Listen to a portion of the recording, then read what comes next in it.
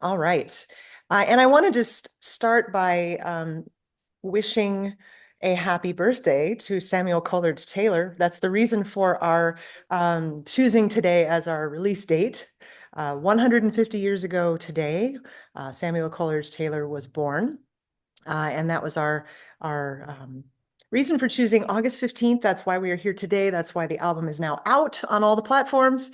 Very, very excited to share this with you. So let's jump in, and I'm actually going to start by really going all the way back to where this project originated. And this is going to take us way, way back for just a minute, I promise, and then we'll come back to the present. But in 1997, when I was just starting graduate school, uh, my father and I founded Alia Publishing and Recording.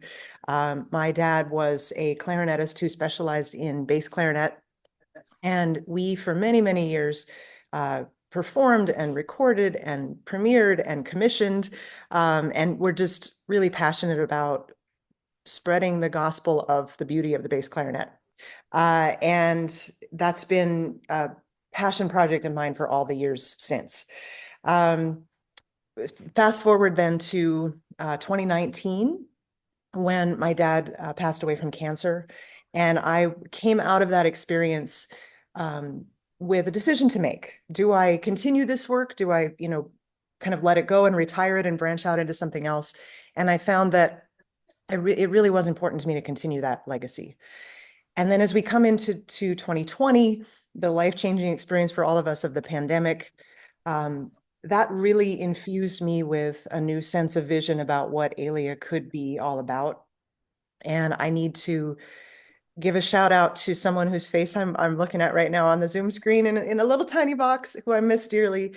My dear friend Joe Williams really gave me an enormous amount of inspiration to see the power of my little publishing company with its niche market to diversify our catalog, to begin to really spotlight underrepresented composers who are writing music for the bass clarinet. And so that led to the creation in 2020 of the Dolphy Prize, which each year awards a Black composer who has created a work for bass clarinet, solo on small ensemble.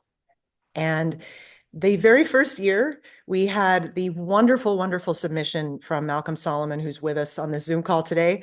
The mindlessness of it all. It is a stunning and important and amazing contribution to the repertoire for bass clarinet and piano. And this leads to the next part of our story, and then we'll get to the album itself, and I'll let Sarah take it from there. In 2023, the International Clarinet Association sponsored its first Low Clarinet Festival in Glendale, Arizona, thanks to Stephanie Gardner hosting it there.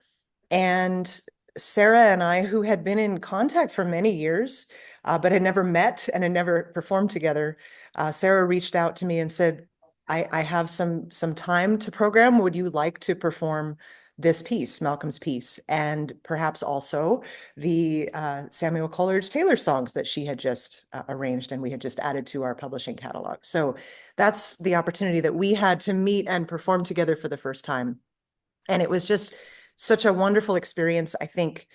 I hope Sarah agrees with me that just a complete pleasure to play together. I think we clicked as artists, and it made sense that we would want to keep doing more projects. So with all of that background, I want to turn things over to Sarah to talk about how this album came about and sort of our vision behind this project. Yeah, so well, I think the album came about because of Kim, really. So and also just all the work that Kim has done with Alia, and also obviously your dad as well. Um and it also stemmed a lot around representation.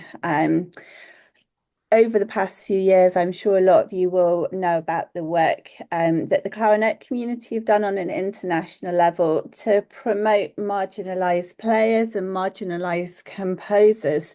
And I think that's kind of been life-changing for many of us. I grew up very much as a clarinetist.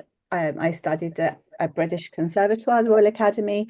And looking back now, I think most of the things that I played up until, I guess, probably the early 2000s were by dead white composers who I absolutely love. I love playing them now, but very, very little diversity. I think I remember the first pieces that I did by women composers, and they would have been pieces that were written for me. It was just very, very hard to kind of get away from that way of programming. Um, and so when we started the Clary Quality work, which was also highlighting kind of all male juries or male guest artists at courses, um, I think just the whole conversation of repertoire started to emerge as well. And I became very aware that I needed to change the way that I programmed as well. I think by that point, I was creeping more diverse repertoire in. So, admit someone else.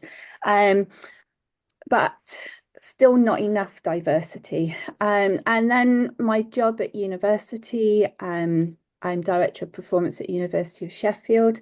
We really started to push the students to branch out with their programming as well. And I wrote in the requirements that all of the students would have to play works by marginalised composers.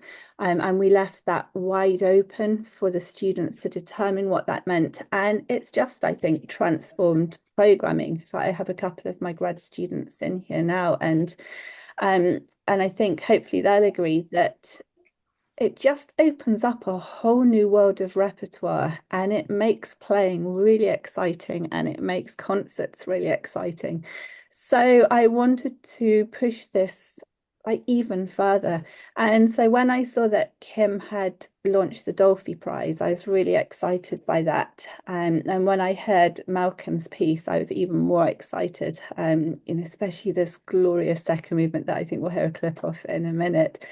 Um, and it kind of made me think that actually I really didn't have, I don't think, any music by Black composers that I was including in concerts. I think the one exception would be the improvisation on Dolphy's God Bless the Child. And that's kind of crazy in a way.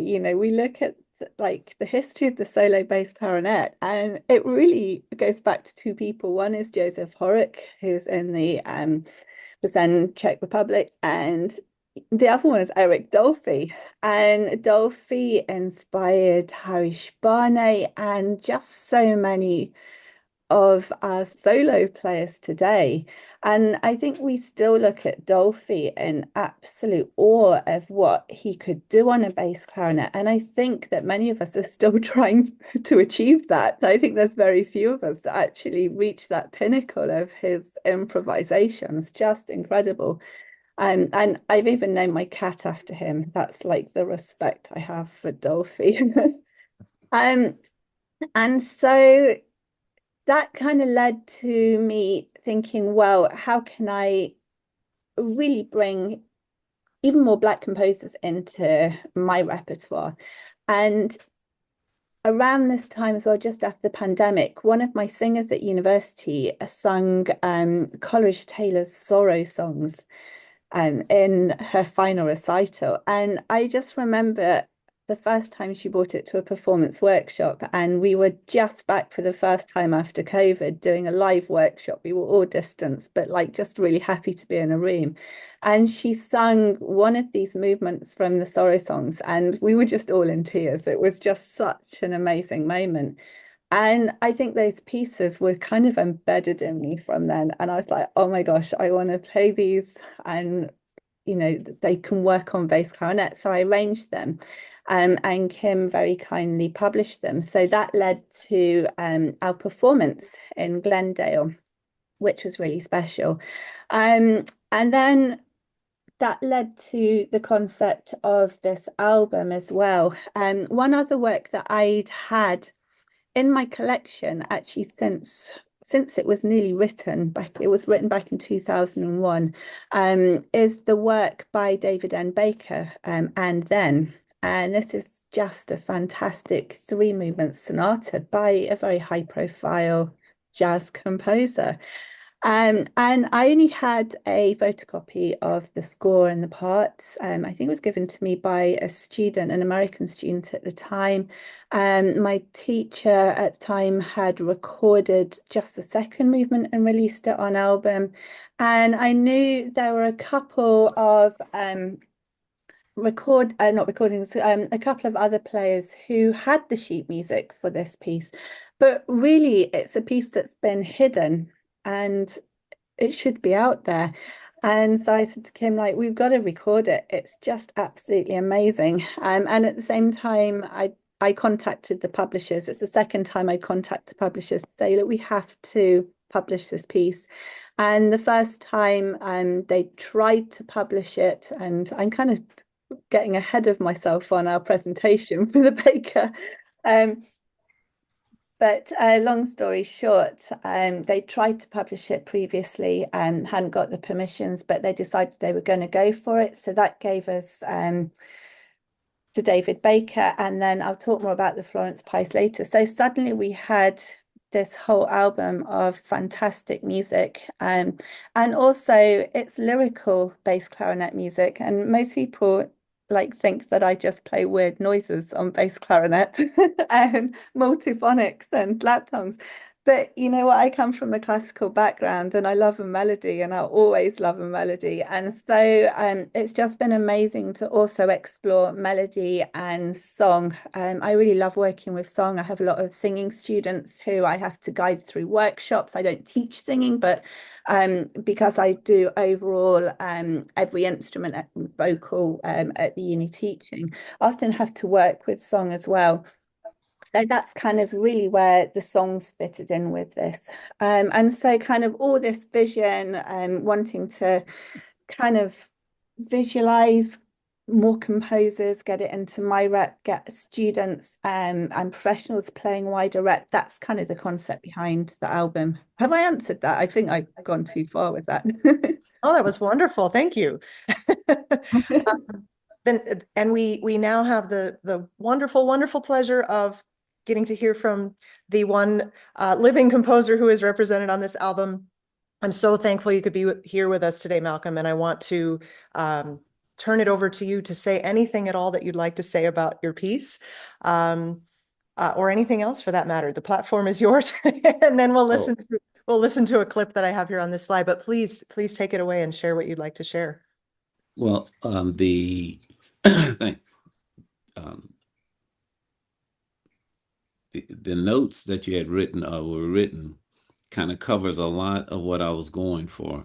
The open-ended first movement, because it's this violence that continues, whether you're black or now, little kids are being killed. That's where the first movement began, the concept of it, and Sandy Hook.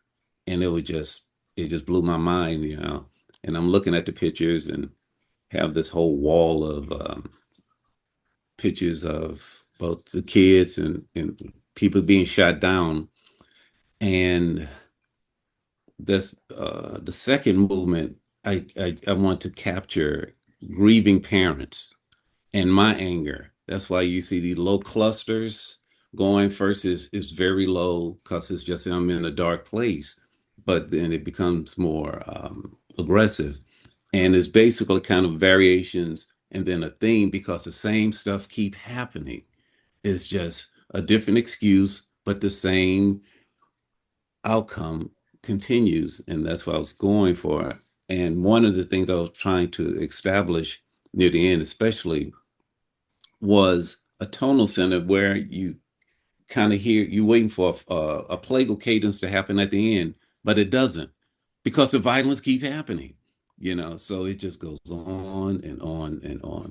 And that's it's just nuts. And now it's become a norm almost. And that's where we are.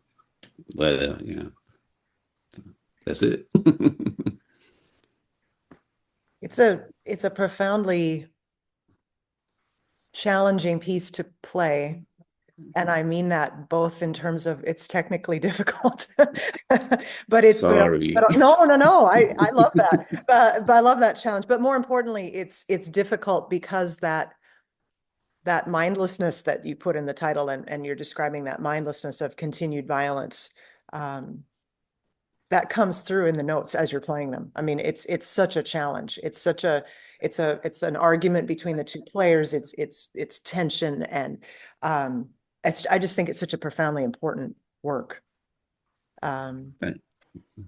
Sarah, anything you wanted to add before, or maybe could you describe what we're going to hear in this clip? Because you know what I've chosen to share from the second movement. I think I chose your favorite moment of the second movement, Sarah. Yeah, I just find it such a powerful piece to play. And I know when we played it together and put it together for the first time, it's just like, wow. And by the time we get to this bit in the second movement, it's just epic and it's really powerful to play. And I'm there trying to outplay the grand piano, which is great. And it's like I can't tell the pianist to hold back because that's not the nature of the piece. So it just becomes this battle of sound. And I think it's one of the most kind of awe-inspiring passages of music that I've played. And I know every time we've played it in concert, we've done it a couple of times now. And every time we kind of did it in recording, it's just amazing. And so, yeah, I think that let's play it Play it. All right. and see what I mean.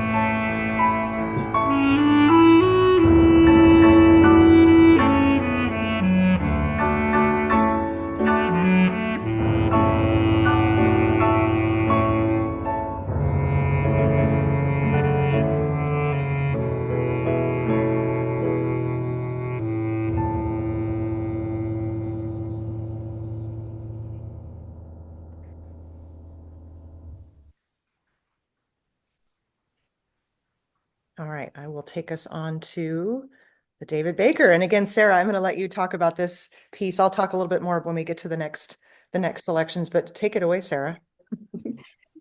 Yes, as I was saying, I discovered this as a student, and it's just taken actually more than 20 years to get it published. So I think the first thing I want to say for this and all the other pieces is they're out there now, and we want to hand them over. I think this project, it's not just about the recording, it's about getting others playing the pieces.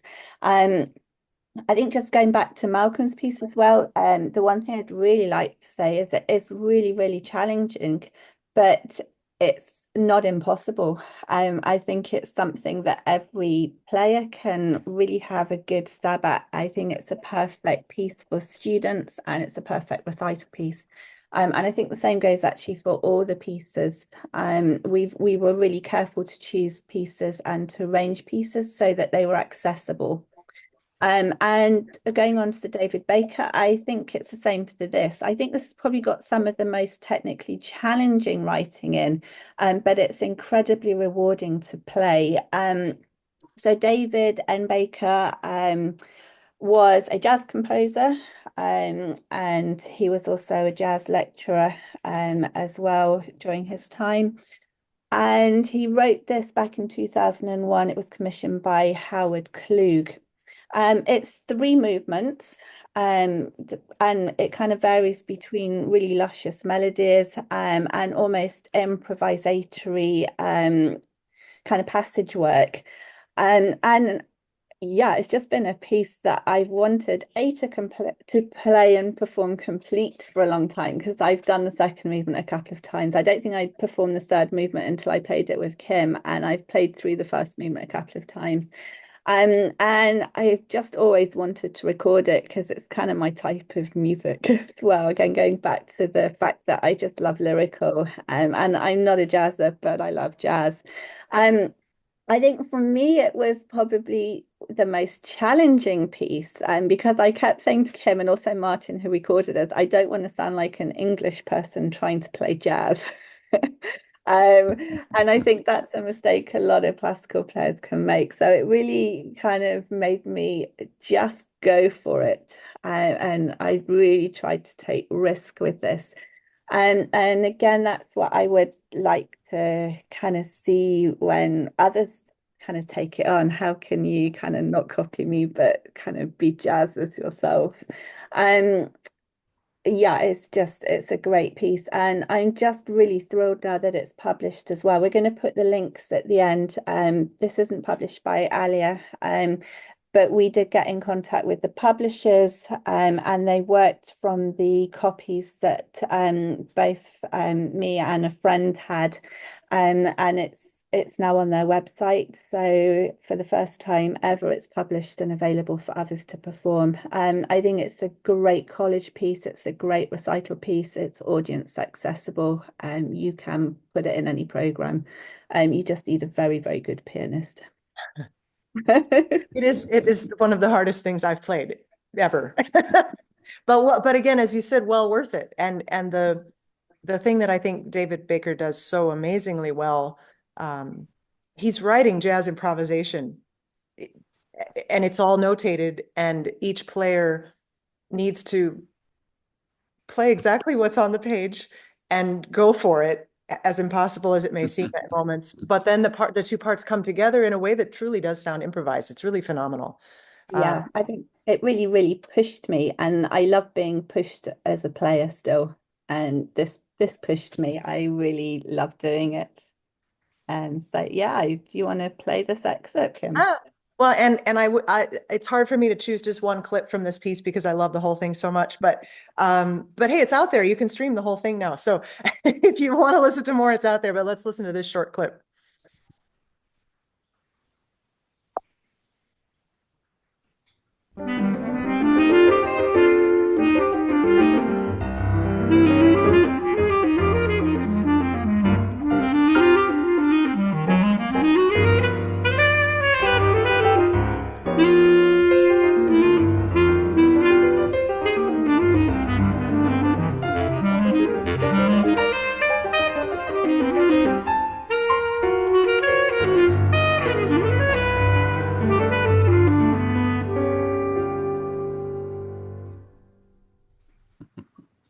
Just a taste, just a little taste. Yeah.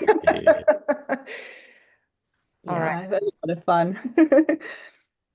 All right, let's That, move on that was difficult to record, Kim, I have to say. you Still know, have like I slight think horror moments. if we had a blooper reel, which Martin assured me there is not one, but if there were one, it would be mostly from the baker. All right, so I'll start here, but Sarah, you're welcome to chime in as well. I'm just so excited about the fact that both the Coleridge-Taylor songs and the Florence Price songs are in our catalog, and people are buying the music, and it's getting out there around the world for bass clarinetists to play. Sarah and I knew that we wanted to take this on, and we also knew that Florence Price wrote so many beautiful, stunning songs that could be an entire album itself, just an entire album of Florence Price's songs transcribed for bass clarinet and piano. But we spent some time looking through all of them. Each chose our three favorite, which was a very difficult choice. And we both agreed that's a wonderful selection. That gave us our six songs that we wanted to put together. So those are the songs that are published now in the Alia catalog, and those are the songs that are on the recording. Great. So yeah, with the price, I see myself when I play bass clarinet as a singer. We have this instrument that you blow down, but if I just hit the key work, then really not much comes out of it. And it's the air and how we produce the air that actually, I think, makes the instrument sing. So I don't know if I'm making sense. It's very hard to explain, but I really think of myself basically as a singer. Going back to school, I was at a cathedral school, and so I didn't sing in church choir, but I've always grown up in that kind of environment, and I've always been we will let Tina in, and I've always been around song, and I did obviously school choirs, just not church choir, and yeah, I just really see myself as a singer when I play. And once I'd done the Coleridge-Taylor, I really loved kind of working with song and finding ways to make the bass clarinet fit within the range. And I wanted to do that more. And I knew that Florence Price had written just stunning songs as well, like really amazing songs. And again, I've heard students sing these. And I was like, gosh, they will go down really, really well on bass clarinet. So Kim and I picked 6 songs that were just, I think, really, really special songs. And we chose them partly because we love them, and I partly chose them because I knew they would fit well on bass clarinet. And I wanted to play about with range a lot because I know that these songs can be sung really by any voice as well. And we're lucky with the bass clarinet, we go from low C, we've got 4.5 octaves. So I wanted to play for range. So I do use nearly 4 octaves of range within the 6 songs. And I think what I really wanted to work out, especially with my transcription and especially with the arrangement, um, is how I would sing and say the words. So I actually played them, I still play them from the vocal score. And what I found was that working with words, I articulated quite differently. I was very aware of grammar, so commas and full stops. So all of this kind of came into play with, how I came to my conclusion of interpreting them. So for those of you that play and actually want to perform these and look at the score, you'll see that there's very little phrasing as in legato lines, but we've put dash legato lines that implies the words. And so rather than doing a lot of legato, I'll almost kind of do a half tone. So I'm kind of almost, so I'm singing as I play. And that's how I think you can get the true meaning of song. So it's really made me think about interpreting and also trying to remain, I think, authentic to the song. And they're amazing, aren't they, Kim? They're just stunning. They really are. Yeah.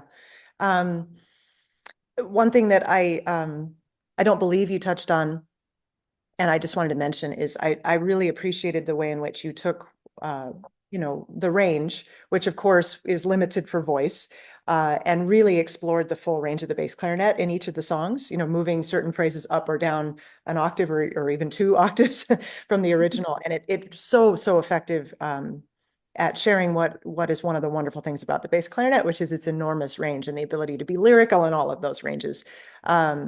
So speaking of lyrical, let's play this next clip.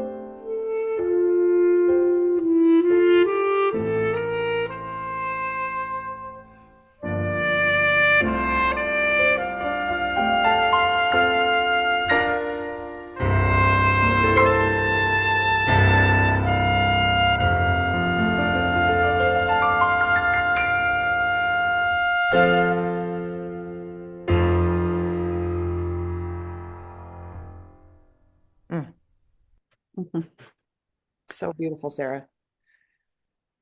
Well, it's the composer that makes it beautiful. Well, yes, but it's takes something magical to sound that beautiful, that high on the bass clarinet. That's really stunning. Yeah, they're just amazing to play as well, aren't they? They're really powerful pieces, and it's great to see Florence Price making, a massive comeback. I think is she's a composer that deserves to be heard, and if it means transcribing her music for instruments like the bass clarinet, then yeah, let's do more. This is only 6 of her songs. There's a lot more to come. Right, that's right. Well, and that's, as I've worked to build the Alia publishing catalog over the years, we have a lot of new works, which that's a passion of mine, is to work with living composers and publish new works. But we also have a lot of transcriptions. So if we're going to have a lot of Mozart and Bach and Beethoven in our catalog, which we do, we also need to add, other composers who are perhaps less represented, whose music is going to work just as effectively in transcription on bass clarinet. Um, so a lot of what we've shared about the Florence Price and about your approach to songs is similar here with the Coleridge-Taylor. Again, happy birthday to Samuel Coleridge-Taylor, 150. And the thing I would like to share about these songs is after playing a lot of Coleridge-Taylor's solo piano music in the last few years, these songs are so intimate, and they're so concise and short. And I've played, and I think we've all heard bigger, more epic pieces of Coleridge-Taylor, but this shows that in the way that he decided to approach these particular songs, he was capable of the other end of that spectrum as well. Some of them are very brief and subtle little musical statements. Anything else you wanted to add, Sarah, before we hear this? No, I think you kind of hit the nail on the head. And I think also for me, having some British rep is really nice as well. So yeah, I really wanted to include these. And as I said, they just mean a lot post-pandemic, and kind of having a student perform them and discovering that way. I would also always recommend that when listening to songs, you go and listen to the vocal version as well. And I would just like to say that there is a really outstanding recording of the Sorrow Songs by the British soprano Elizabeth Wellin. She is black soprano, and this was one of her debut album recordings. And so I would listen to them being sung as well as listening to them on the bass clarinet. All right. This is one of my favorites, although I think they're all favorites. I always say that about Coleridge-Taylor.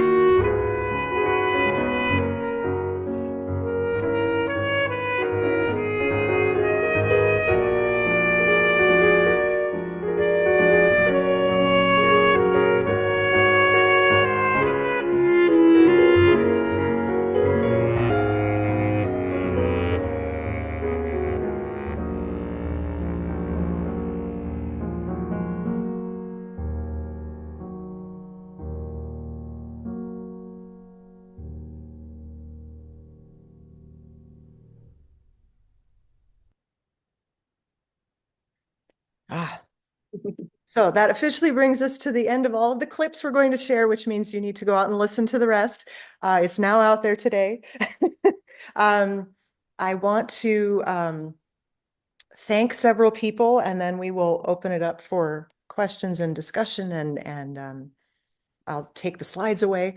I think first and foremost, we wanted to thank our audio engineer, Martin, who I'll just share with everyone because it's a nice glimpse into Martin.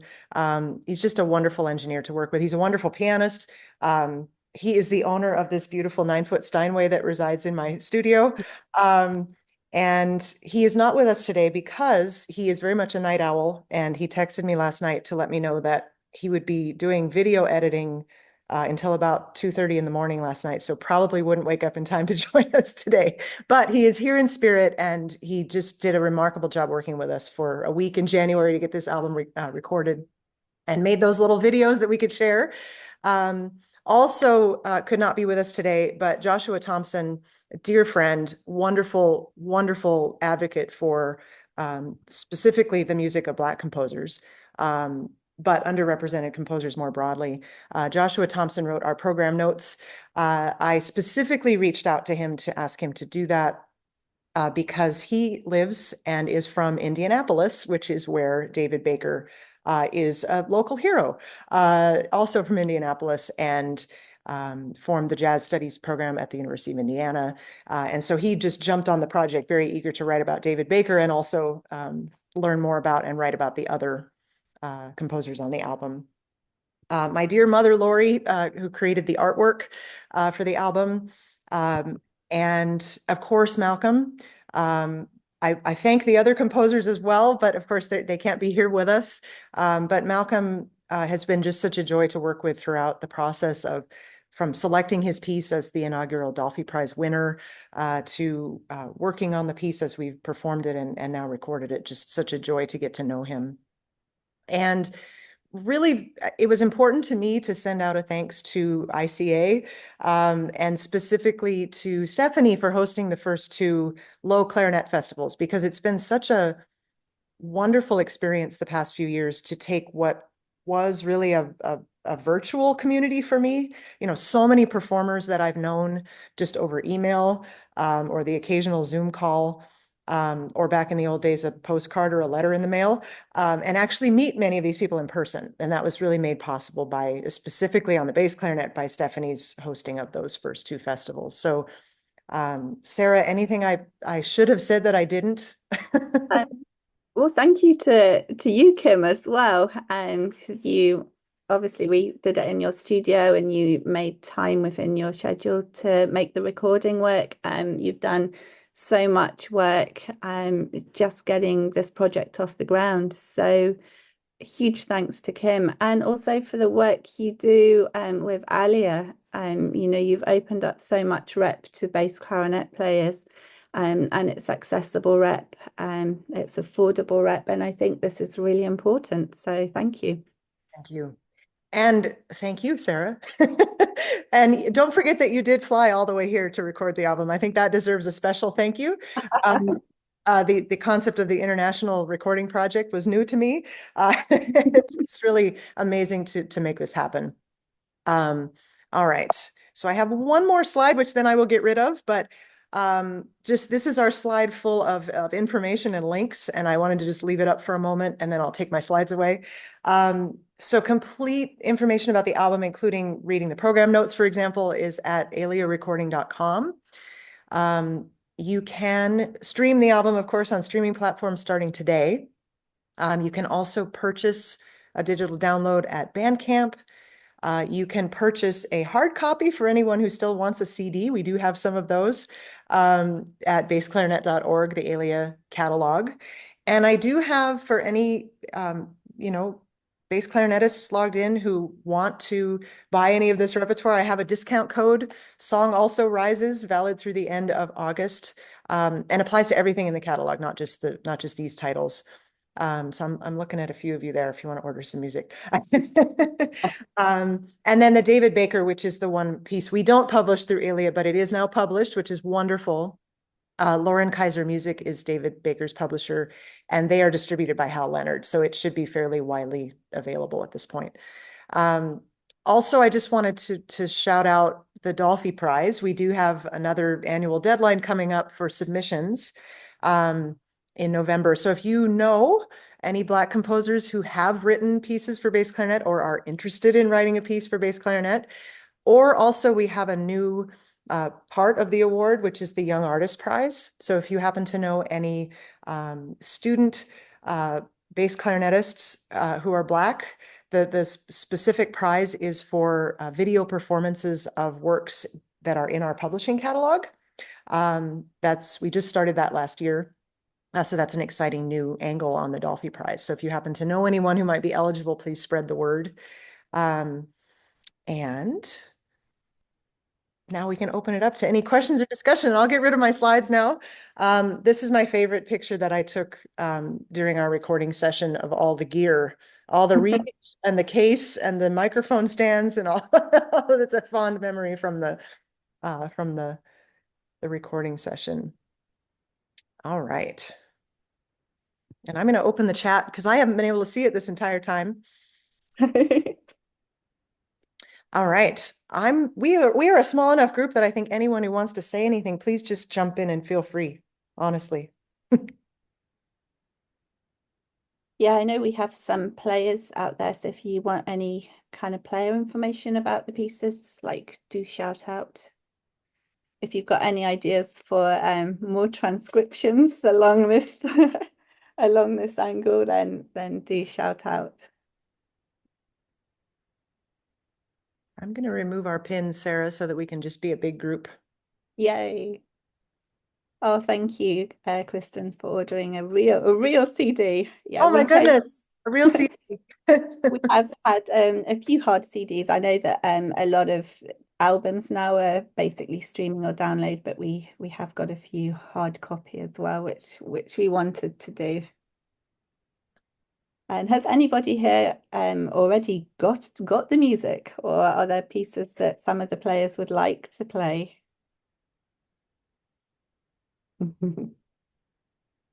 So I will be doing a course in November. In fact, I see one person who's coming on my course in November, Rita.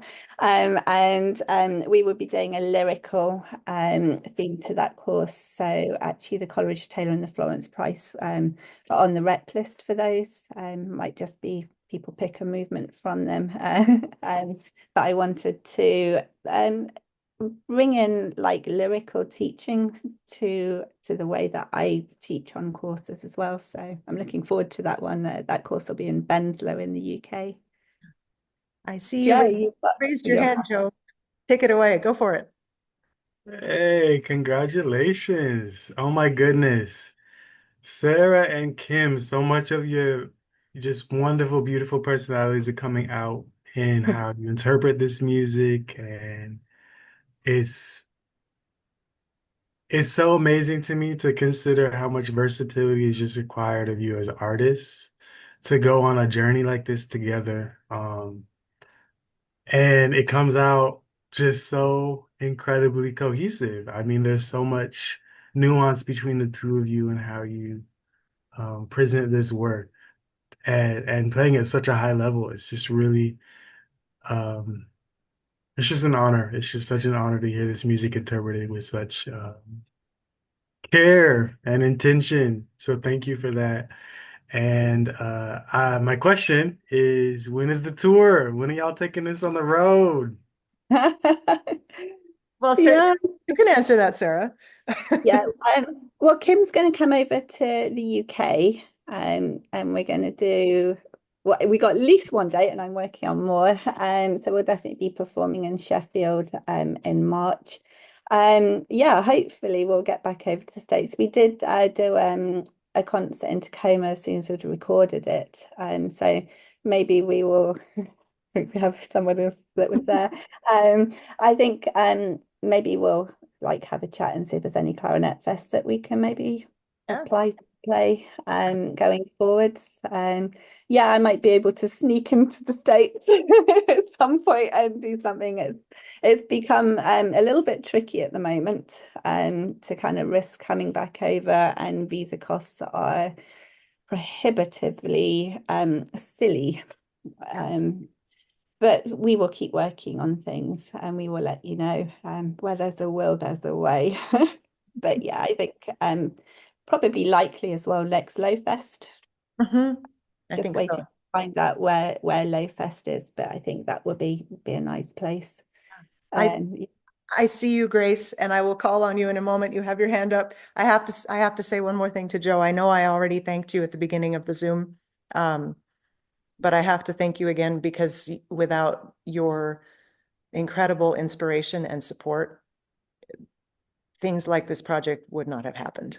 So I am forever thankful to you for all that you have given me in the last several years to take myself more seriously as an artist and understand my platform and the power that it has.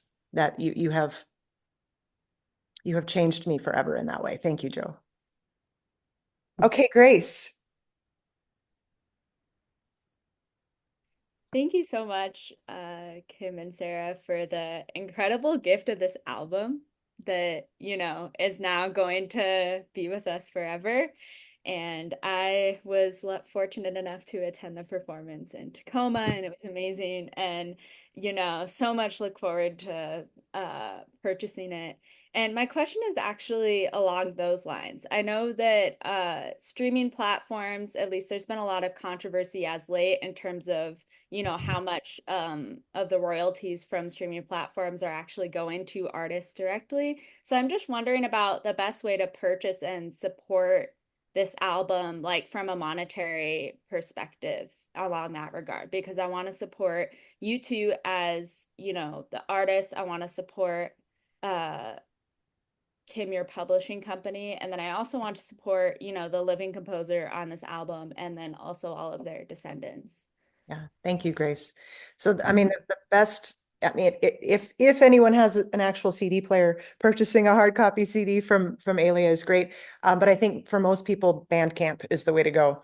And it's not just that, about proceeds. It's also about I'm concerned always about the compression of audio quality on a lot of the streaming platforms, and Bandcamp lets us upload the audio at a higher quality. So if you purchase either individual tracks or the whole album there, you're getting better quality audio too. So that would definitely be my vote. Yeah. Yeah. And specifically for you, Grace, there are a couple of pieces in the Alia catalog for bass clarinet with flute in some fashion, including the most recent Dolphy Prize winning piece. So if you're interested in sheet music that you might actually be able to perform, there are a few things, and I can talk to you about that. Yeah, and I think as well, it's within music, sheet music, it's buying a copy. It's either buying a hard copy or buying your own PDF copy. I think we have to work at getting rid of photocopy culture, because actually that's the thing that is finishing a lot of publishers off and taking away a lot of profits. So if you see any of this music on Scribd, let Kim know, for example. And yeah, if you're going to use it as teaching material, use your hard copy in lesson one, see if the student likes it, and then make the student buy it, which is how I try and work within like uni myself, or get university libraries to buy. So I think we just need to, work together basically to protect the industry. I think there's probably very little we can do about streaming. But then the positives of streaming is it's accessible and it does get out there. And I think the older I get, the more it's not about profit when making an album, it's about promotion. And that's myself and repertoire. So if you can't afford to buy, at least our repertoire is inclusive and accessible. And, there's no bad thing to listen on YouTube or Spotify or some of the other platforms, if that means that you're able to listen to it. So I guess that's how I feel about things now. We'll never make money from this, but it was a lot. No, I completely agree, Sarah. And as someone who's teaching, like in a classroom setting too, to be able to have things on YouTube that are representative of more voices is really important to me. So I always would want to have everything freely available, and not expect to make money. But your point is really appreciated, Grace. Yeah, and thank you.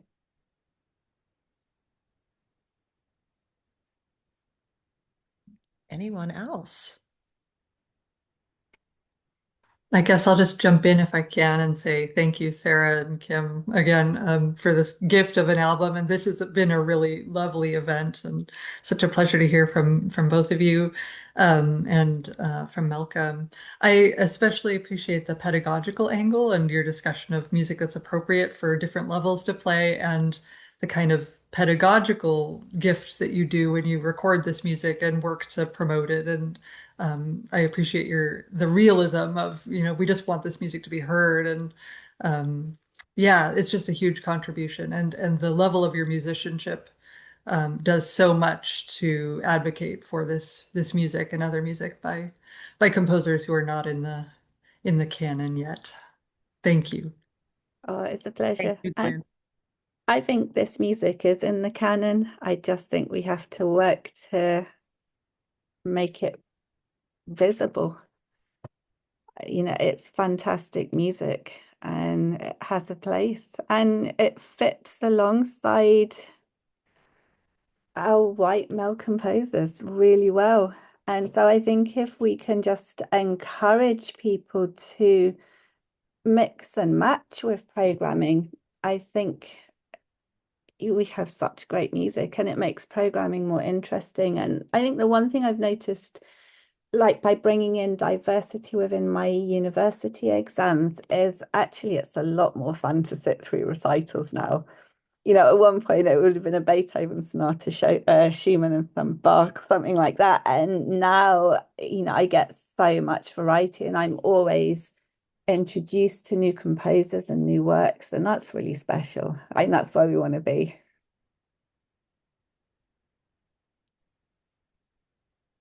Well, I'm looking at the time and I think it's miraculous. It's 10:59. So to respect everyone's time, unless anyone else has anything else they'd like to chime in, I think I will let everyone go on with their day or their night, wherever you may be.